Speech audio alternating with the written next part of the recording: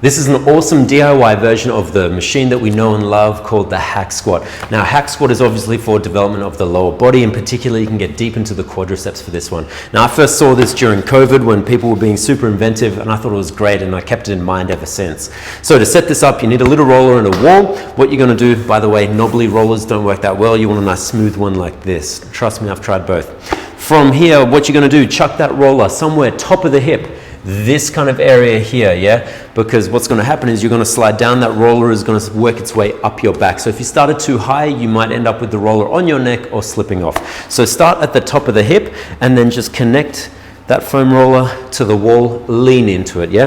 Then the feet, personally, when I'm working the hack squat, I like to bias the quads as much as possible. So that means I like to actually let my knees bend. In fact, if it's applicable and viable for you, I would like the knees to go over the toes a little bit, yeah?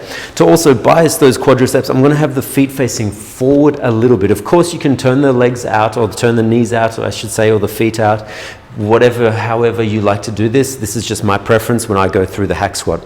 And then the motion is simply keeping an upright torso, controlling yourself down to what is your comfortable range and driving back up.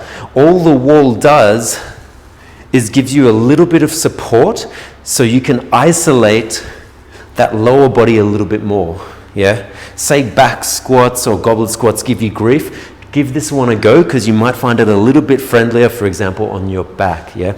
And then like any good muscle building or strength exercise, we want to have a way to progressively overload that. So, you know, chances are the bodyweight version, once you get good at this, you'll need something a bit extra. This is where I like to have weights either side, bench, chairs, it all works well. Something that you can place weights on, and then from there, movement is the same.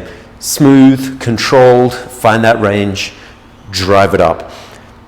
Now, I don't mind lockout at the top. Quick note on this, as long as you don't relax, yeah? So the quads are on the whole time, then you're completely fine to fully lock out. If you prefer to keep the knees bent at the top, that's fine too. Just keep this muscular in the quads, not the knees.